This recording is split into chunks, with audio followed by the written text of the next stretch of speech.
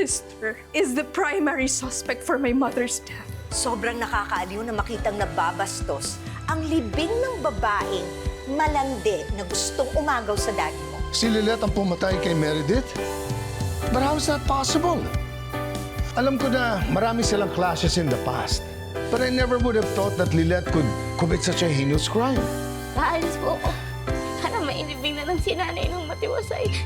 Pero sana hayaan niyo muna ako magpaalam sa kanya.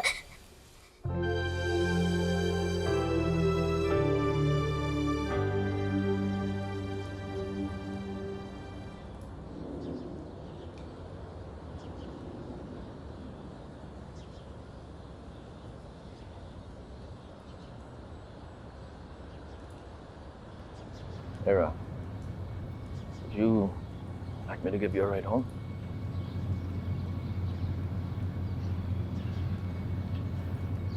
Just better have some time alone.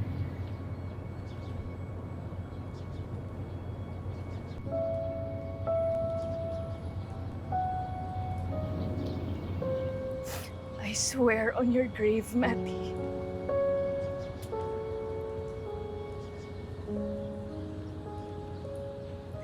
Gagawin ko ang lahat para pagbayaran ni Lilith lahat ng mga ginawa niya sa'yo.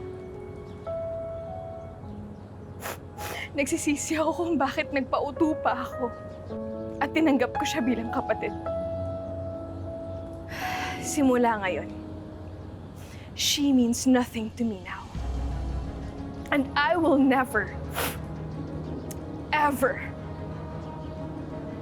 forgive her from taking you away from me, Maggie.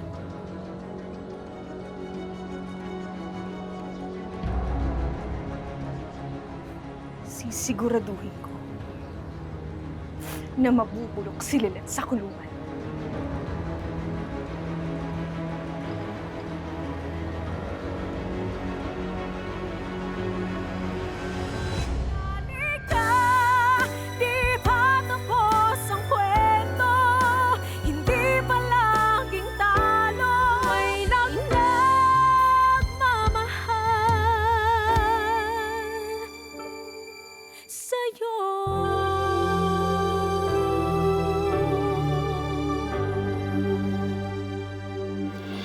Itong ginamit na murder weapon para patayin si Atty. Meredith Simmons, totoo ba na sa iyo galing itong Gable replica na to?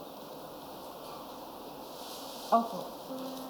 Kaya sabi ko na rin po sa inyo noon. Regalo ko yun sa nanay ko. Pero gusto ko lang din hong linawin that a gift does not imply motive. Ibinigay ko yan sa kanya bilang expression ng pagmamahal at respeto. Hindi bilang potential weapon. At mas lalong hindi dahil meron akong premeditated intent to inflict harm. Eh ano naman masasabi mo sa statement ng witness na si Evelyn Magas? Ikaw yung tinuturo niya eh. Nakita ka raw niya nang pukpukin mo sa ulo yung biktima. Meron ba kayong corroborating evidence na makapagpapatunay ng paratang niya? Na-scrutinize niyo bang mabuti yung credibility at reliability ng eyewitness niyo? Sa ganitong kaso, it is very crucial to have tangible evidence that will objectively establish facts. May nakausap kaming isang testigo na nandun daw siya nung birthday ng nanay mo. So nakita niya kung paano kayong may pinagtatalunan yata. Hindi ko totoo yan. Na-resolve na namin ng nanay ko yung mga past issues namin. So sinasabi mo na nagkaayos na kayo ni Atty. Simmons. So ano itong lumalabas sa video na to? Ha? Hindi niyo alam kung ano nangyari nung gabing yun. Hindi niyo alam kung anong pinag-usapan namin ng nanay ko. Attorney, ano pa kailangan linawin natin kitang-kita dito sa video na to na tinulak mo si Atty. Simmons? Baka naman totoo yung sinasabi ni Evelyn Magas na pinatay mo ang nanay mo kasi nagdilim ang paningin mo pagkatapos yung magtalo ng gabi na yun.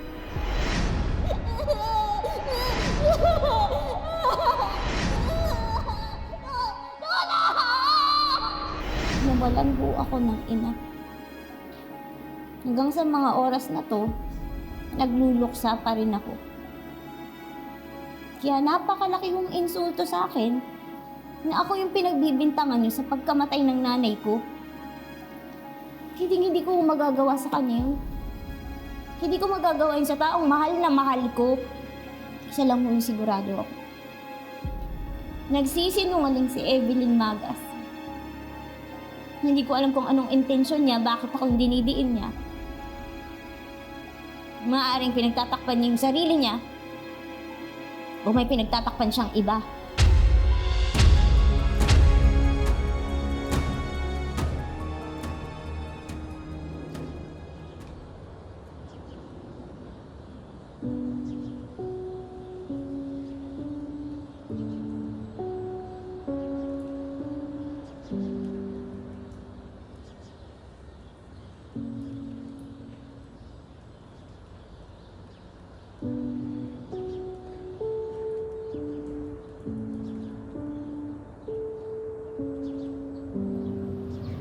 Nandito na po ako.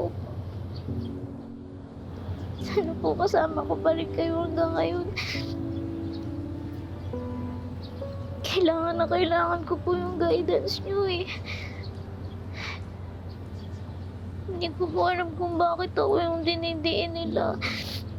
Hindi ko po alam kung ba't ako yung pinagbibintangan nila sa nangyari sa inyo. Nasaan po yung hustisya doon? Anak, tatagan mo ang loob mo. Ang mahalaga, alam natin na inosente ka. At wala kang kasalanan. Hindi ka nag-iisa sa laban na to. Nandito lang kami para damayan ka at bigyan ka ng lakas. Tutulungan din kitang linisin ang pangalan mo, Lilet. Gagawin ko ang lahat para mahanap natin yung totoong kriminal. Para managot siya sa batas. Salamat po sa inyo. Kahit wala na po si nanay, maswerte pa rin ako. Kasi nandyan kayo at hindi niyo ako iniiwan.